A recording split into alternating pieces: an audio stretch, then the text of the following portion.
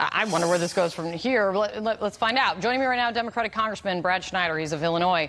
He helped lead the recent move in the House of Representatives to condemn the BDS movement that Tlaib and Omar support that is wrapped up in all of this. Congressman, thank you for being here. Kate, thanks for having me. You called the Prime Minister's decision and with the government's decision to block both of these members of Congress short-sighted and wrong.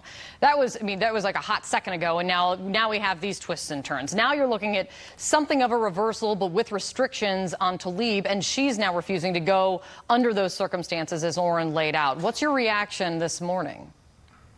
Well, I think the decision that Congresswoman Tlaib is making is a personal decision, so I'll leave that to her and her family.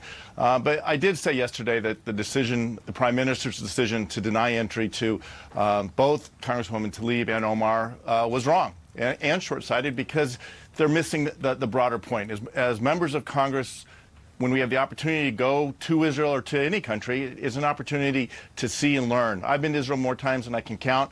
I've never returned from any of those trips without having more questions coming home than I started with going there. And so I think this was a missed opportunity, a wrong decision, and it's a challenge to the strong bipartisan support for Israel we've seen in Congress. Just last month, I led the effort, as you mentioned. We had 398 members of Congress vote to support the U.S.-Israel relationship, commit to Israel's security, and condemn the BDS movement. You don't agree with Tlaib, well, and Omar, quite frankly, on the issue of Israel, basically at all. But would you recommend that she go through with the visit after Israel is telling her that essentially she can't speak out while there? I mean, would you agree to the conditions like this if circumstances were different? Again, I think that's a personal decision. I know for me personally, I would want to see my grandmother. But that's for her to make her own decision with her family, like I said. I wish that the Israeli government I mean, they're going into, they're looking to enter, a democratic government, a democratic country in the Middle East. Israel is a democracy, and they're looking to go there.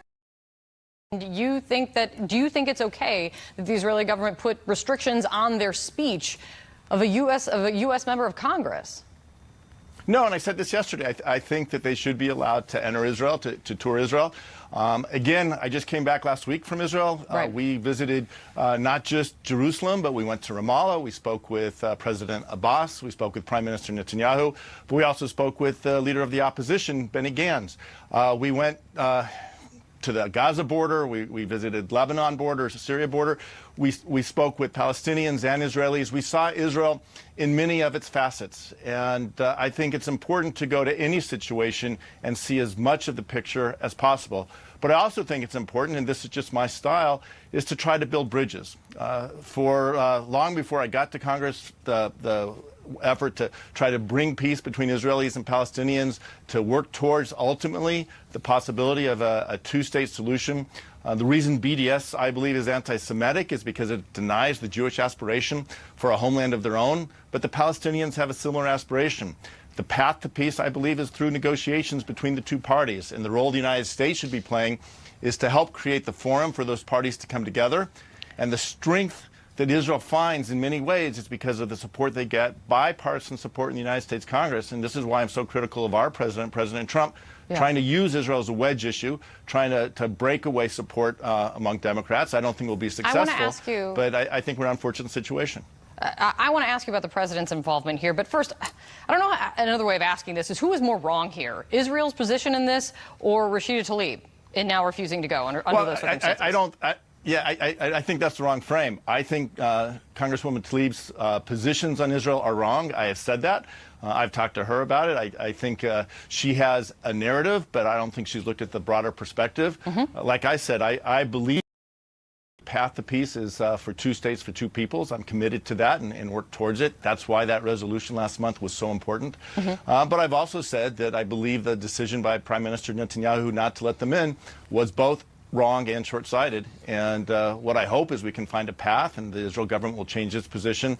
I think it would be good for all of my colleagues to visit Israel, to see the situation from all sides and understand why Israel is such an important ally for security as we fight Hamas and Hezbollah, an ally for economics. And the more you see, the more you learn, the more you know.